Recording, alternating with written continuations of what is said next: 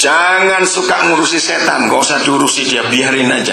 Jangan suka nyalakan dia juga. Kenapa? Karena dia gak usah disalahkan, dari dulu sudah salah. Nah, betul? Lalu kenapa hal-hal yang tidak enak, tidak baik itu bisa terjadi dalam diri kita? Ya, ini yang kita perlu tanyakan. Masalahnya itu cuma satu. Saudara, semua hal yang tidak baik, yang kita gak suka, yang kita harus hadapi, itu sumbernya pasti di jiwa kita. Ya, dari jiwa itu kan ada 3 hal: pikiran, perasaan, kemauan. Ya. Nah, dari 3 hal ini, maka kemauan kita itu yang menjadi musuh utama dalam seluruh rencana Tuhan. Saya percaya semua kita pasti masih ingat bagaimana seluruh Alkitab dari Kejadian sampai kitab Wahyu, kita menemukan Tuhan itu menuntun kita, Dia memimpin kita, betul tidak? Dia mengatur semua langkah kita. Oh, banyak hal-hal yang seperti itu kita temukan dalam seluruh Alkitab itu. Nah, ini masalahnya. Mau nggak kita dituntun? Mau nggak kita diatur? Itu masalahnya. Saudara, kenapa binatang nggak perlu ada yang nuntun? Kenapa binatang itu tidak perlu ada yang ngatur? Kenapa binatang itu nggak perlu ada yang ngajar? Pernah sadar nggak itu, saudara? Tapi mengapa manusia perlu ada yang nuntun? Perlu ada yang ngajar? Perlu ada yang ngarahkan? Coba renungkan hal ini. Adik-adik, kalian masih SD, masih remaja, renungkan. Mengapa binatang itu tidak perlu hal-hal yang kita perlukan? Ayo, saya ingin tanya begini kepada saudara, pakai logika saja. Sebetulnya, logika ya, bukan fakta. Ya, sebetulnya manusia atau binatang yang perlu diatur itu, secara logika, harusnya binatang. Tapi kenyataannya, faktanya, siapa yang perlu diatur? Manusia. Aneh bukan? Dalam suatu pertemuan leadership, saya membahas dengan mereka. Ternyata banyak orang juga belum pernah menyadari akan hal itu. Secara logika, binatang atau manusia yang perlu pemimpin? Secara logika, ayo, binatang atau manusia perlu pemimpin? Binatang. Karena logika kita kan mereka itu ngaco-ngaco begitu hidupnya. Tapi faktanya sampai hari ini di kalangan binatang nggak pernah ada pilkada, saudara. Loh, betul tidak? Mana mereka pernah milih pemimpin?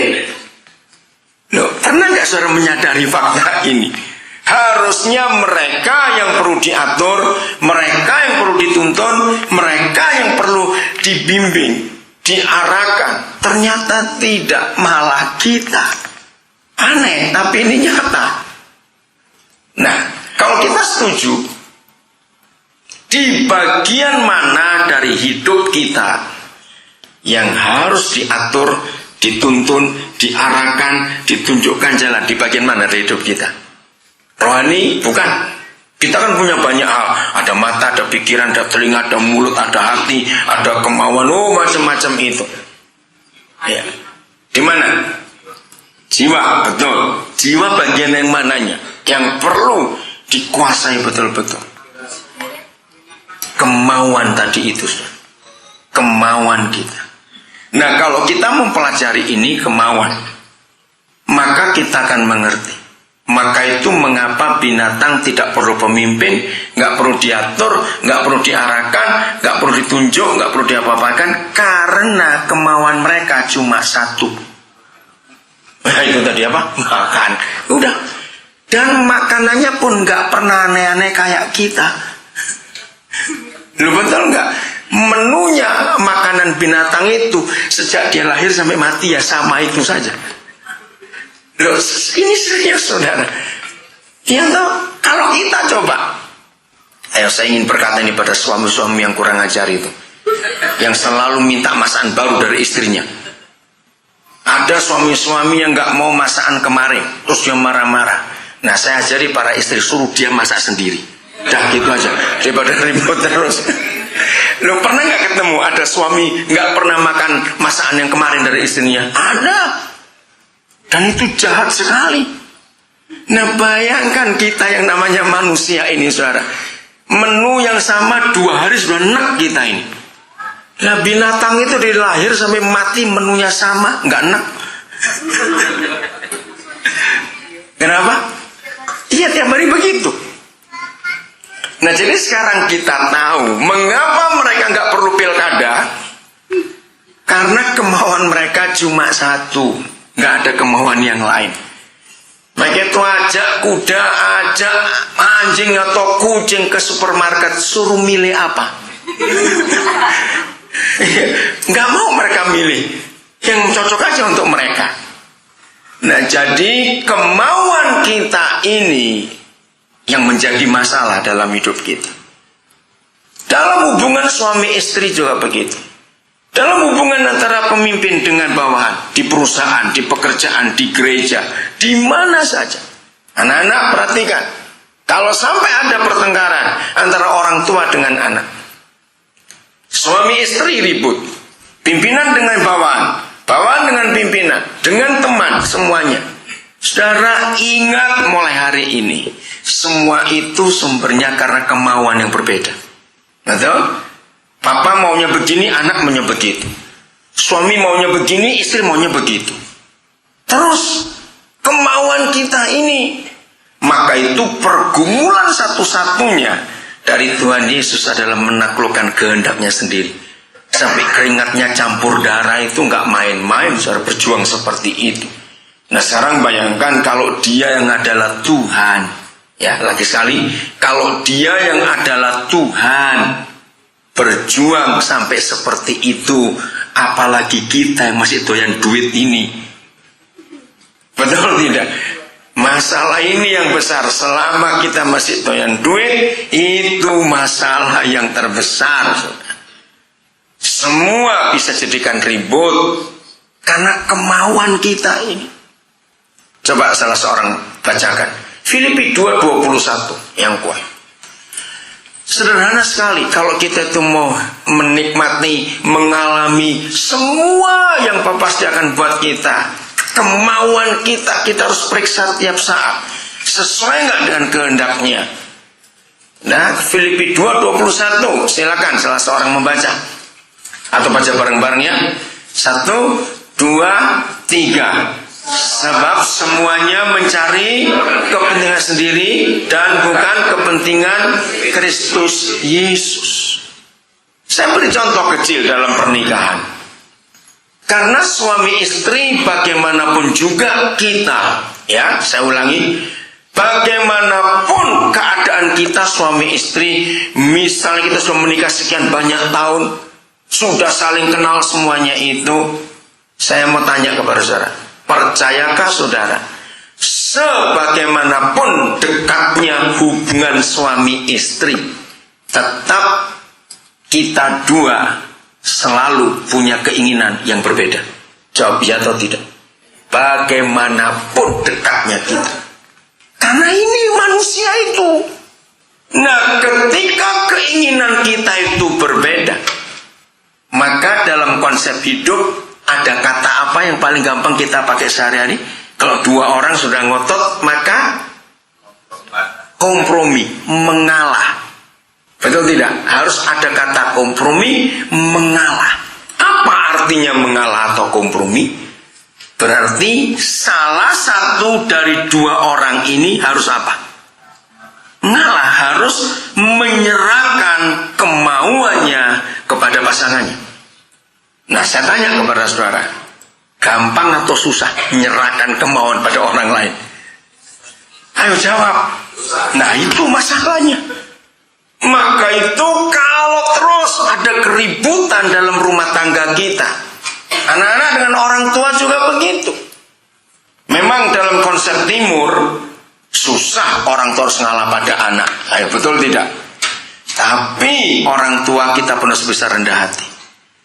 Kalau setelah kita lihat ternyata apa yang dipikirkan anak kita itu benar, yang kita pikirkan salah, maka kita harus berani mengalah, walaupun kepada anak. Ya atau tidak? Maaf, mungkin saya beri contoh yang lain, mungkin ini kurang enak. Kalau saudara punya pembantu yang sudah cukup lama saudara bekerja, mereka bekerja di rumah saudara sekian banyak tahun. Sesekali pendapat mereka bisa lebih benar daripada pendapat kita. Betul tidak? Bisa terjadi nggak seperti itu? Nah, maka itu ketika ada dua pihak yang bermasalah, letaknya itu pada kemauan ini tadi. Ini yang terus diurus oleh Tuhan Yesus dalam seluruh Alkitab bagian ini. Saya lupa siapa pengubah lagu Tenanglah Kini Hatiku. Saudara, lagu itu bagus sekali. Intinya pada ayat ini, ketika kita ingin mengalami damai sejahteranya, ketika kita ingin mengalami semua kebaikannya, cuma satu kuncinya, nurutlah. Amin. Nurutlah. Nggak usah melawan. Kalau kita menurut, waduh, hasilnya itu sungguh luar biasa. Jiwanya jadi tenang. Jadi tenang. Orang yang tidak tenang hidupnya, itu karena keinginannya, wah, itu menggebu-gebu. Salah seorang hamba Tuhan namanya Pendeta Yesaya Sunarso. Dia sudah meninggal. Dia dari GPI Jalan Diponegoro, ada di Magelang. Dia pernah mengajar kami dengan hal yang sangat luar biasa.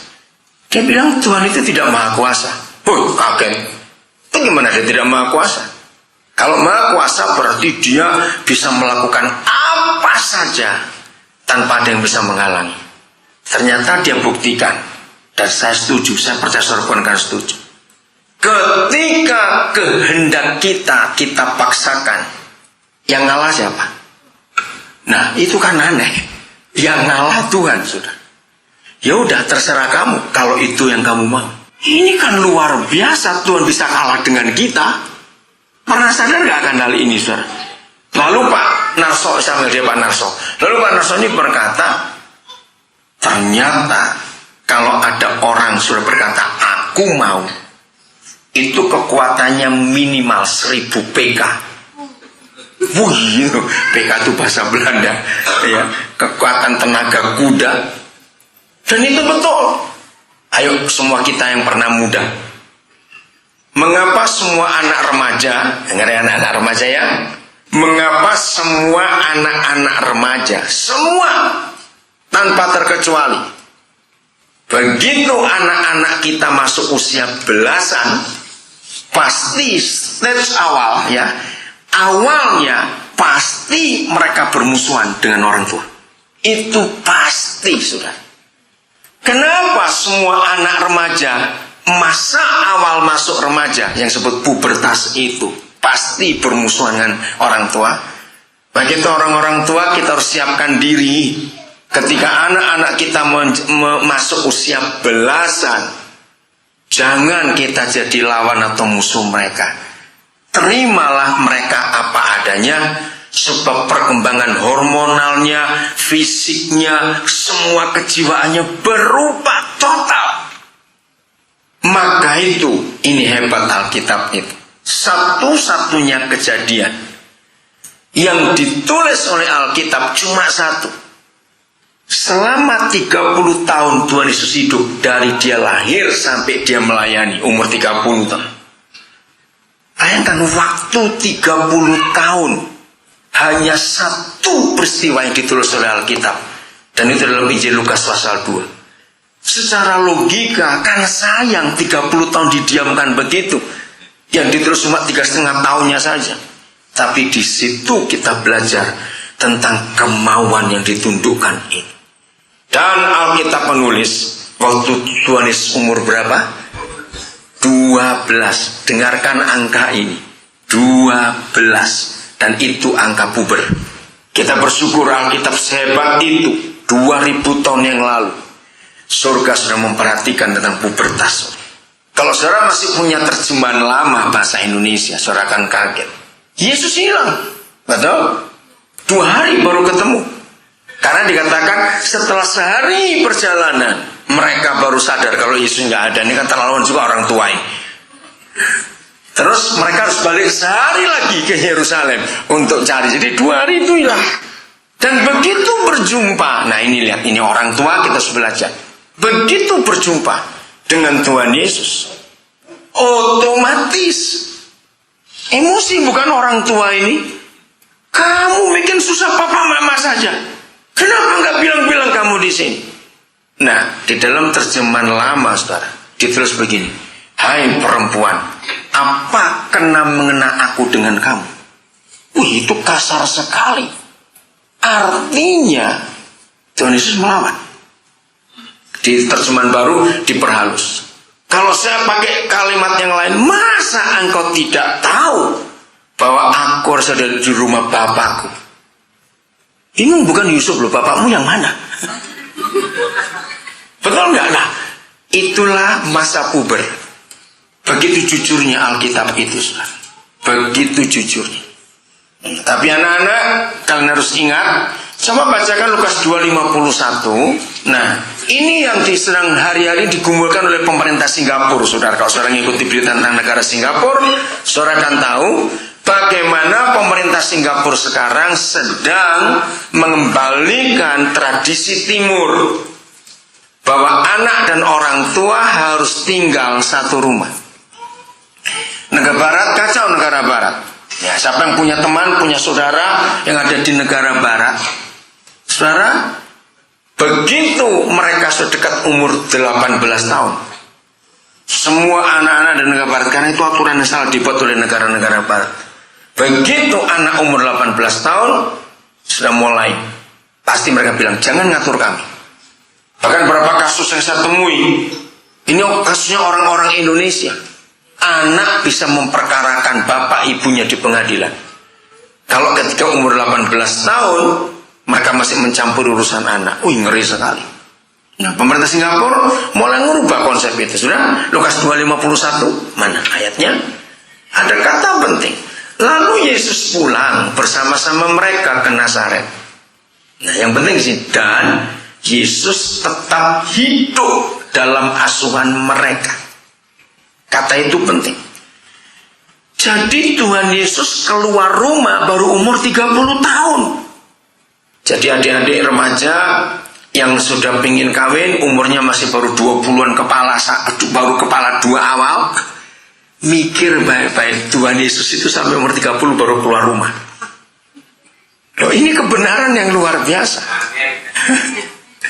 Dan Yesus tetap tinggal dalam asuhan mereka. Itu hebat sekali. Lukas 3 ayat 23, coba kita lihat sampai umur berapa. Nah, saudara, ini yang kita perlu belajar. Di antara 4 penulis Injil, hanya Lukas yang menyebutkan angka-angka. Elizabeth hamil 6 bulan, Maria datang, masih ingat itu? Kenapa? Karena dia dokter. Lukas ini dokter. Jadi bagi seorang dokter, umur itu mempengaruhi diagnosa dan memberi resep. Maka itu kalau kita lihat Injil Lukas itu beda dengan penulis yang lain, karena dia dokter. Maka itu angka itu diperhatikan. Ketika Yesus memulai pekerjaannya, ia berumur berapa? Kira-kira 30 tahun. Dan seterusnya nggak usah dibaca. Baru dia keluar rumah. Nah, pemerintah Singapura menemukan kebenaran ini. Hubungan orang tua dengan anak sebelum menikah, dan itu baik. Lalu pemerintah Singapura juga menganjurkan anak-anak harus ngurus orang tuanya, bukan negara yang ngurus. Karena peraturan dari negara barat, begitu sudah tua maka negara yang ngurus. Ternyata Singapura tidak mau, harus anak-anak yang bertanggung jawab untuk orang tua. Itu hukum kebalikannya. Bersyukur kalau jemaat ini, gereja saudara sedang membangun. Sampai di mana pembangunan itu? Untuk pembangunan panti jompo. Saya belum tahu namanya apa itu. Apa namanya? Kemah Bet Shalom. Ya, memberi damai sejahtera untuk orang-orang tua. Nah, oke, saya kembali lagi. Jadi mengapa begitu anak-anak umur belasan tahun pasti bermusuhan dengan orang tua? Sebab di benak mereka sudah punya konsep. Papa mama pasti gak setuju. Padahal belum ngomong apa-apa itu. Betul nggak, saudara? Belum ngomong apa-apa, tapi di benak anak-anak kita sudah punya konsep itu. Papa mama pasti nggak setuju. Nggak setuju apa? Nggak diberitahu. Aku punya rencana ini, aku punya rencana itu. Nah, disitulah benturan itu terjadi. Begitu lihat ketika anak-anak saudara mulai remaja, yang pertama ini saya perhatikan dari sekian banyak keluarga yang saya lihat, mereka minta kamar sendiri. Ada nggak anak saudara seperti itu? Mereka minta kamar sendiri. Sebenarnya nggak ada apa-apa. Dulu kita pun pernah begitu, cuma lupa. Iya toh, kita pernah gitu, coba kita ini lupa. Nah, apa alasan mereka minta kamar sendiri? Karena mereka ingin jadi sok dewasa, ngatur sendiri. Maka itu saya ingin beritahu pada mama-mama, kalau anak minta begitu, suruh semua ngatur sendiri, nyuci, pakaian sendiri, beresin kamar sendiri. Jangan ada pembantu, jangan mamanya bantu. Kan kamu mau sendiri sudah. Ya kamu tanggung jawab sekarang. Latih mereka. Jadi ingat ya adik-adik ya, kalau sudah mau sok dewasa, tapi setrika baju nggak bisa, awas kamu. Lo ajari anak-anak kita bisa cuci bajunya sendiri, bisa setrika sendiri. Setuju?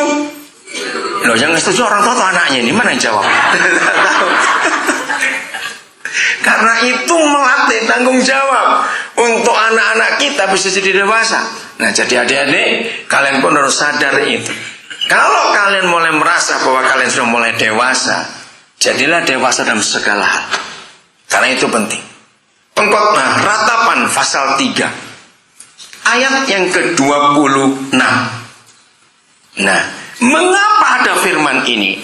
Walaupun di ayat ini hanya untuk anak-anak lagi, tapi sebenarnya sama, ya cuma penulisan saja. Ratapan pasal 3. Oh, mulai 25. Maaf, 25 gitu. Saya kecepatan. Yahweh adalah baik bagi orang yang apa? Berharap kepadanya. Bagi jiwa yang mencari Dia. Nah, ini penting. Kita sudah belajar tentang jiwa dari tadi. Maka itu kenapa ada ilmu jiwa atau psikologi? Ya karena jiwa itu yang membuat manusia itu sehat ataupun sakit. Jiwa itu yang membuat manusia itu benar ataupun salah. Bukan fisiknya. Fisiknya ini tergantung dengan jiwa kita. Maka itu psikologi ngajar itu. Dan ini ayatnya. Orang yang sehat secara fisik itu pasti dia sehat di dalam jiwanya. Nah, jiwa yang sehat cuma ayat ini, yang mencari Tuhan, yang berharap kepada Dia, itu yang akan sehat. 26 adalah baik menanti dengan diam pertolongan Yahweh. Nah, saudara garis bawahi kata diam.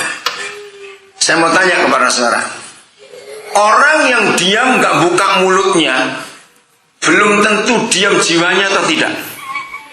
Nah, itu masalahnya. Saya ulangi lagi, orang yang diam mulutnya gak banyak ngomong, tapi jiwanya tetap berontak, bisa gak? Nah, itu paling jengkelkan, saudara. Paling menjengkelkan.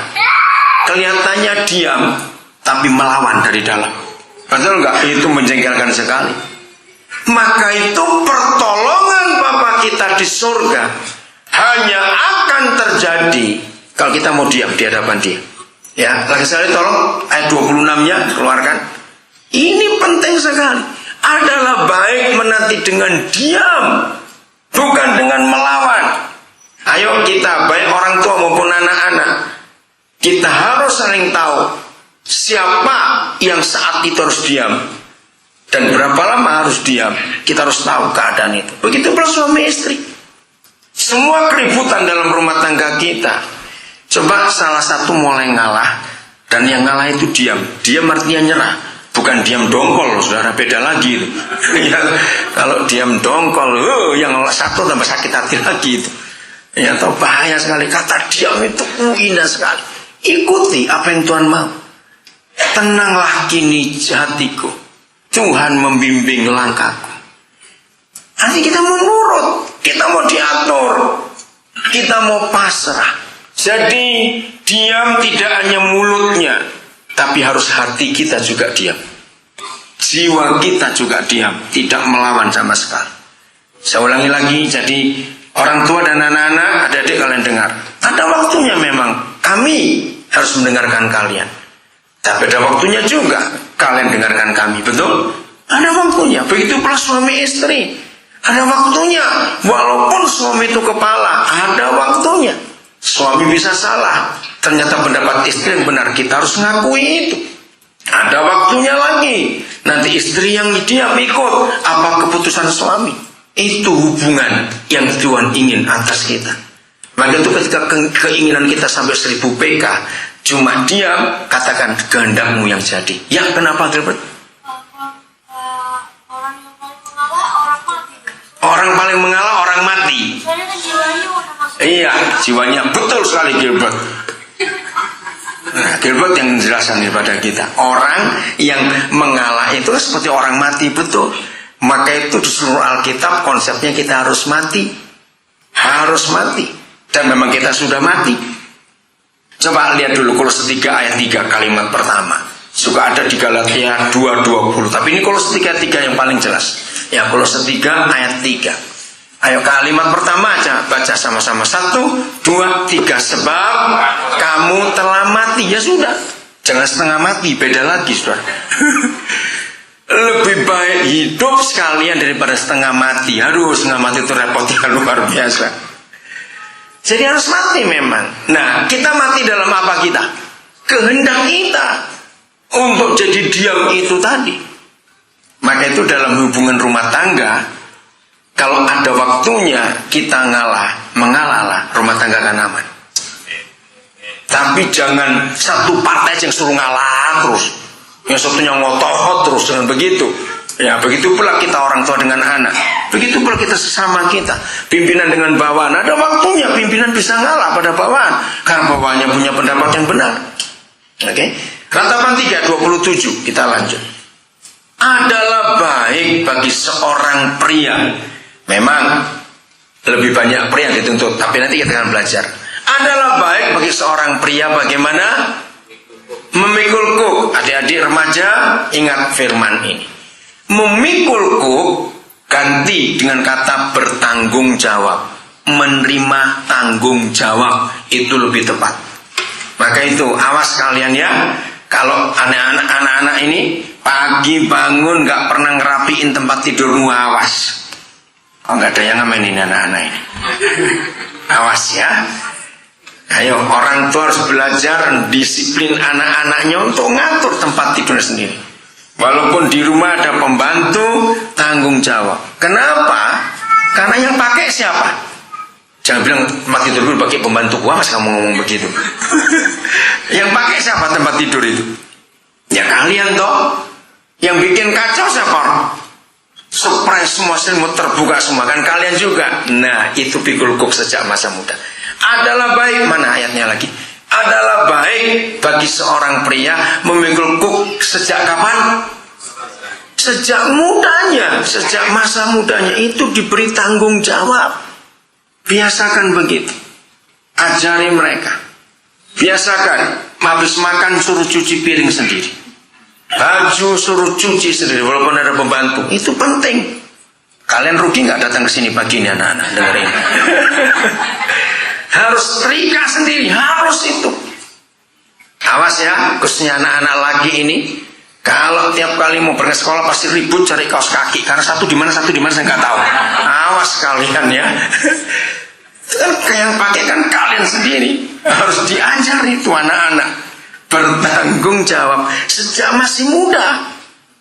Itu untuk melatih. Itu penting sekali. Jadi nanti kalau pulang dari kebaktian pagi ini, kalian harus langsung periksa tempat tidurmu, gak rapi, awas. Jadi firman Tuhan itu luar biasa sudah. Kalau kita dilatih sejak masih muda, maka menundukkan emosi dan kemauan itu sudah gampang karena terlatih dari masih muda.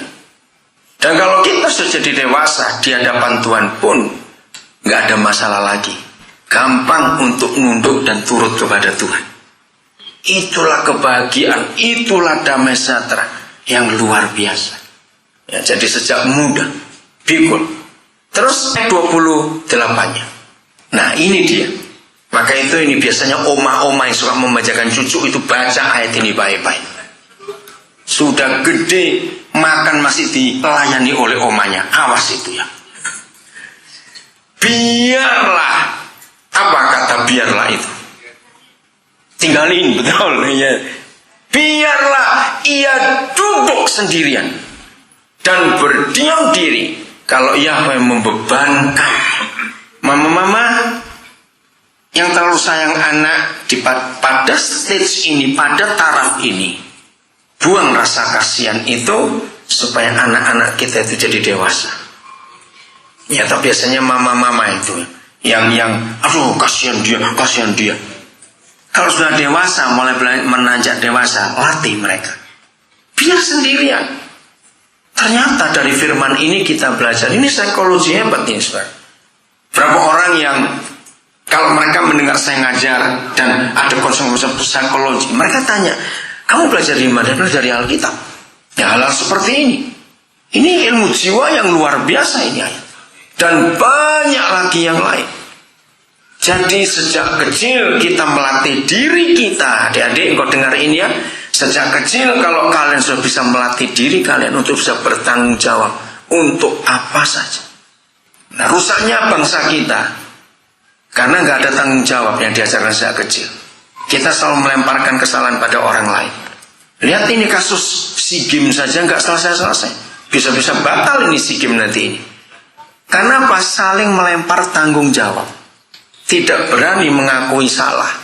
Ini kesalahan fatal di bangsa kita. Maka itu orang tua, jangan memberi contoh yang salah kepada anak-anak kita. Jangan memberi contoh yang salah. Belajar bisa bertanggung jawab.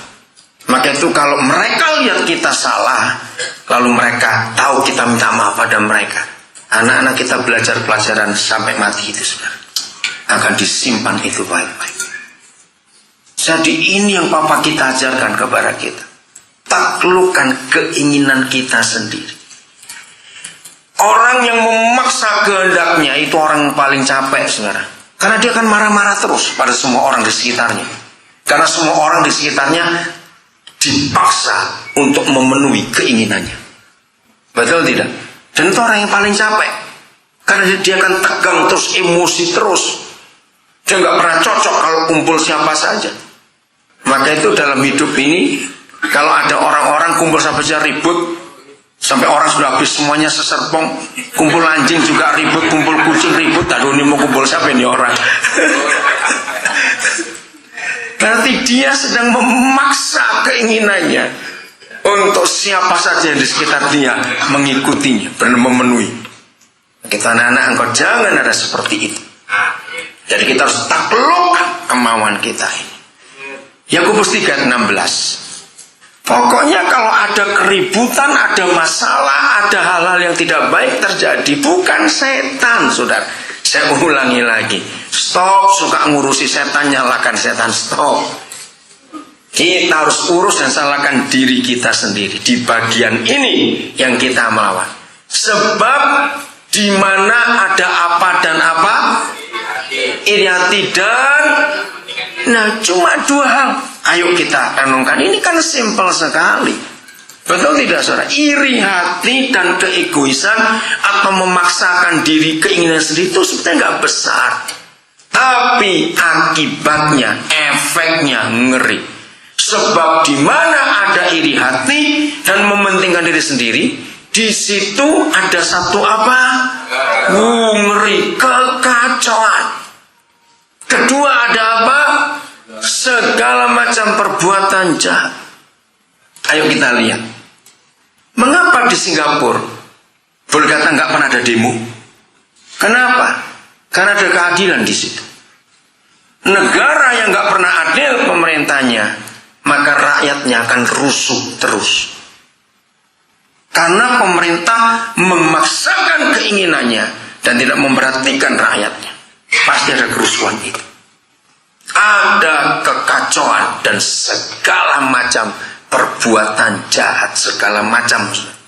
Maka itu kalau rumah tangga kita kacau, pasti masing-masing di anggota di keluarga itu sedang mementingkan dirinya sendiri-sendiri, tidak mementingkan keutuhan keluarganya. Maka itu ribut. Di perusahaan, di gereja, di masyarakat, di komunitas ada kekacauan, ada segala macam perbuatan jahat. Pasti ada orang-orang yang memaksakan keinginannya di situ untuk dituruti. Jadi sederhana sekali, sangat simpel firman ini untuk kita praktekkan dalam hidup sehari-hari kita. Jadi sekarang kita jelas, masalah utama adalah di kemauan kita. Maka itu periksa. Contoh, setelah kita ibadah pagi ini, doa pagi ini, begitu kita keluar dari pintu itu, sudah ada pilihan bukan? Langsung pulang atau kencing dulu? Loh, betul nggak? Itu sederhana sekali kita mikir. Loh, kenapa saudara tertawa saja ngomong? Iya, perhatikan hal seperti itu. Kalau pulang belum tentu pulang, pasti tanya mau makan di mana? Betul nggak? Atau mau belanja apa? Nah, itu kita periksa terus, sudah. Kemauan kita, keinginan kita. Begitu pula dalam hubungan suami istri. Ya, maaf ya saya ngomong, pokoknya kalau ada di antara kita langganan ribut. Nah, kok nggak enak betul langganan ribut. Tapi ada bukan suami istri langganan ribut? Ada tidak suami istri langganan ribut?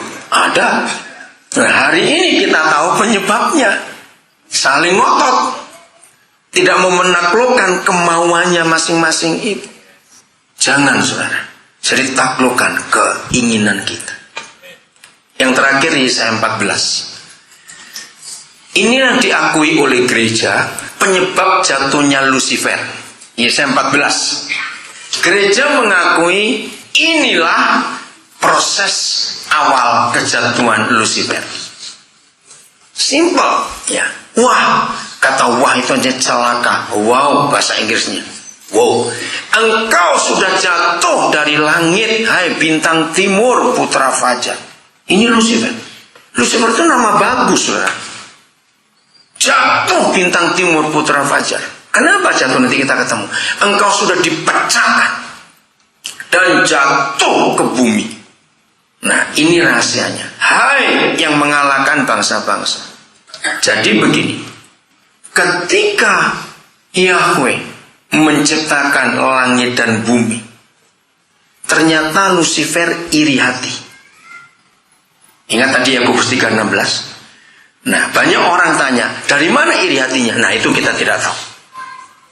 Tiba-tiba dia iri hati dengan Yahweh. Maka itu dijatuhkan ke bumi. Karena si Lucifer iri hati dengan Yahweh, melihat bumi diciptakan begitu indah dan bumi dirusak oleh dia. Kalau kita pakai ilmu pengetahuan, ini terjadinya di Kejadian 1 ayat 1, saudara. Rusaknya bumi ini di ayat ini. Ya, sedikit saja kita bicara sains, bagi yang suka menyelidiki itu akan tahu. Coba tunjukkan dulu Kejadian 1 ayat 1, nanti kita kembali. Jatuhnya ke bumi. Padahal ada berapa miliar planet yang Papa buat, bukan? Bukan jutaan, saudara. Dunia itu miliaran planet. Wih, luar biasa. Makin hari orang menemukan cukup banyak gugusan-gugusan yang lain. Jadi contohnya bumi kita itu ada di gugusan namanya Bima Sakti. Jadi setiap satu matahari itu satu gugusan dan ada sekian planet. Nah, di luar galaksi kita, di luar gugusan kita ini ada jutaan matahari lagi, dan masing-masing matahari itu punya planet-planet lagi. Bisa bayangkan. Nah, satu kali ada orang yang diskusi dengan saya, ngapain Tuhan kosongin semua sebanyak itu? Kok cuma bumi yang ada isi kehidupan? Hebat memang, saudara. Saya jawab begini. Kalau ada orang bisa buat donat, ya, ada yang bisa buat donat sini pasti ada. Dan hari itu saudara punya rencana mau buat 2 juta donat. Bisa tidak? Kalau punya uang dan bisa. Loh, saya tanya, bisa tidak? Bisa. Ada yang ngelarang? Loh, ada yang ngelarang enggak? Enggak ada urusan dia. Nah, begitu saudara bisa buat 2 juta donat, begitu buat saudara enggak mau makan, buang-buang aja, lempar ke sana kemari. Boleh enggak? Boleh. Enggak, orang bisa dan uangnya dia. Nah, itu Bapak kita di surga. Dia mau buat berapa miliar urusan dia. Ngerti enggak Pak pemikiran ini, saudara? Yang ada isinya cuma bumi, yang lain tidak ada, kosong. Wih, hebat sekali dia. Udah? Pada mulanya Tuhan menciptakan langit dan bumi. Berarti langit dan bumi sudah ada atau belum? Baca baik-baik. Sudah. Dia sudah buat langit dan bumi. Pada mulanya dia buat. Ayat 2. Ini rahasianya. Ayat 2. Bumi, nah ini. Salah terjemahan, bukan belum. Bumi berubah bentuk. Ini yang aneh. Dan kosong. Pelan-pelan dulu. Saudara percaya nggak kalau Bapa membuat sesuatu itu langsung sempurna? Jawab iya atau tidak? Karena dia cuma berfirman, jadilah, jadilah, jadilah. Nah kan aneh kalau dia sudah buat langit dan bumi pada mulanya, tiba-tiba buminya belum berbentuk, nggak mungkin. Itu pasti bukan Bapa kita. Maka itu siapa yang merubah bentuknya bumi ini? Terus ada kata kosong. Kalau ada kata kosong, berarti tadi sudah ada isi belum? Sudah. Terus dikosongin, rusak semua. Nah, di ayat inilah, kalau ada anak-anak muda ingin tahu, dinosaurus itu mati. Jadi, ayat 3 pasal 1 sampai ayat 26 itu bukan penciptaan lagi. Tuhan tidak ciptakan langit dan bumi lagi. Di pasal 1 ayat 3 sampai 26 Yahweh mengisi bumi lagi dengan tanaman yang baru, binatang yang baru, dan baru ada manusia. Jadi kalau orang menemukan fosil dinosaurus jutaan tahun, betul, ya di sini kejadiannya. Karena ini belum ada waktu yang seperti sekarang 24 jam saja, ini belum ada. Mataharinya pun baru dibuat pada masa yang keempat, jadi berubah semua. Itu hebat sekali, saudara. Mengapa bumi bisa berubah bentuk? Mengapa bumi bisa kosong? Nah, di dalam teori yang ditemukan oleh para ahli, kalau saudara pernah baca bukunya Dr. Stephen Hawking, saya akan tahu bahwa suatu masa, pada suatu saat dulu berapa juta tahun kata mereka, ada meteor besar yang menghantam bumi. Rusaklah, kacau semuanya, iklim berubah. Nah, itu penemuan mereka. Nah, ayatnya di di Yesaya 14 tadi, ternyata Lucifer yang dibuang ke bumi dan dia merusak semuanya. Saudara, memfosil. Dalam teori, binatang yang memfosil itu matinya mendadak, bukan mati sakit. Binatang yang matinya wajar itu membusuk, tidak memfosil. Memfosil itu mati mendadak karena temperatur udara berubah drastis. Gini aja lah gampangnya ya, supaya nggak susah-susah. Misalnya Tuhan iseng sebentar lagi, misalnya tahu-tahu tak ada apa, temperatur di Jakarta berubah, turun sampai minus 60 derajat Celcius. Nah, saudara, kita yang duduk di sini, saya berdiri, itu langsung mati beku. Terus tertumpuk apa, mungkin ribuan tahun lagi kita ada orang gali-gali, ketemu kita duduk-duduk di sini semua hari. Ngerti nggak ilustrasinya kayak gitu? Nah, kita pasti memfosil karena temperatur tiba-tiba berubah drastis. Nah, waktu itu memfosil binatang-binatang karena temperatur berubah, bumi rusak, bumi berubah bentuk, kosong karena habis semua isinya, gelap gulita. Kenapa gelap? Ya karena si setan itu masuk, menutup Samudra Raya. Maka itu dalam ilmu pengetahuan dulu, benua-benua ini menyatu, lautnya terpisah, nggak sekarang ini. Dan ayatnya di sini.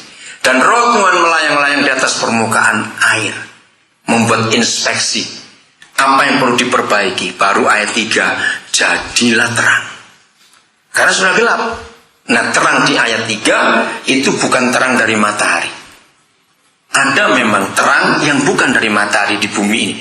Saya nggak omong masalah ini. Jadi Alkitab itu bisa dipercaya dan bisa dibuktikan. Hebat sekali.